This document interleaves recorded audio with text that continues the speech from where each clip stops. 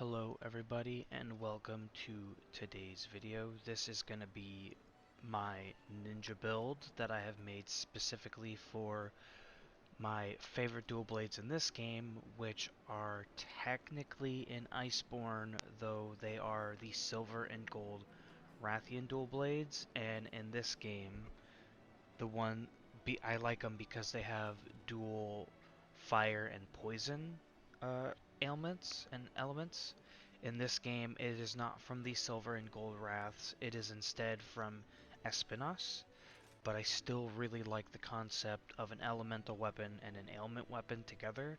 Another instance of this would be the Teostra and Kushala dual blades and the Kizu dual blades from MHGU, where that one has shock and paralysis, and then the Teostra Kushala has ice and blast. So obviously for the weapon we're going to be using is the Espinas dual blades. I do not have mine maxed out because I cannot get a mantle for the life of me, and I have been getting really unlucky with the anomaly investigations to get the whole thing going. So for the helmet, we have the Kaiser Crown X. This is a staple for a lot of my builds just because it gives such good stuff. It gives you 3 points into critical eye, 1 point into critical boost, and it gives you 3 level 1 decoration slots. The level 1 decoration slots are crazy, but it's still something. We mostly want it for the crit eye and the crit boost. For the mail, I actually went with the Great Izuchi Male X. It's something you can get pretty early on. I really like the Great Izuchi stuff. It gives you some pretty good stats for how early you get it. So it gives us 2 points into critical eye, 2 points into recovery speed, and 1 point into evade window. The recovery speed isn't really needed, but the crit eye and the evade window I felt like would really go well with the ninja thematic, as well as being still useful. For the gloves, we have the Velociprey braces. These are from the little Velociprey guys that are around the map, and it gives us 2 points into attack boost, and that is it, but it gives us a level 3 decoration slot and a level 1. We mostly want the level 3 so we can get our handicraft a little bit higher, but the level 1 gets put to good use with a Venom Jewel. For the waist, we have the Rathalos Coil X. This is another staple for my build just because it gives you a lot of really good stuff for relatively easy to make. It gives you 2 points into attack boost, it maxes out your wind resistance, and it gives you 1 point into critical boost. And I have mine augmented to give recovery speed and something else. Oh my goodness. And lastly, for the legs, we have the Alloy Greaves. This gives us a level 4 decoration slot, which is something that this build really needs. And then it gives us 2 points into critical eye.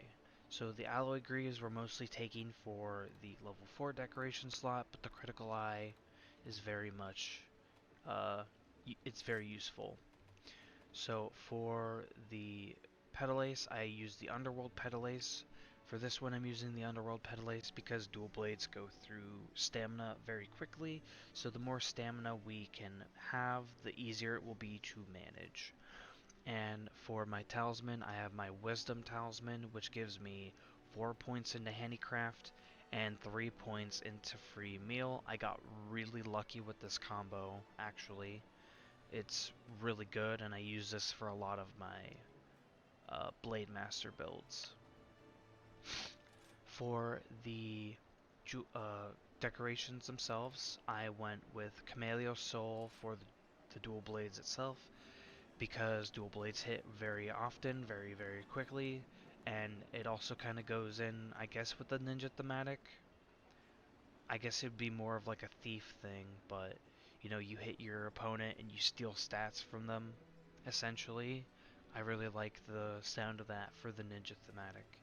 You could also go with the growth jewel, or you could go for any of the anti-jewels if you really wanted to.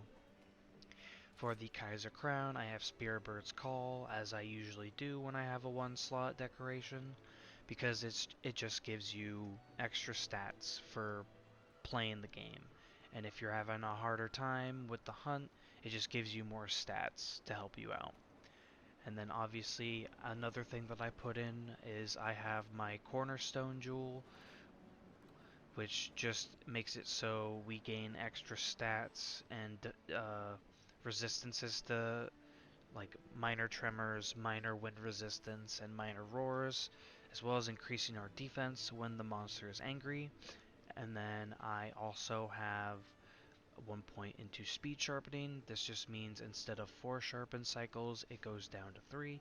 And as a dual blades build, obviously dual blades go through sharpness very quickly, so this just allows you to sharpen your weapon faster and stay in the fight faster.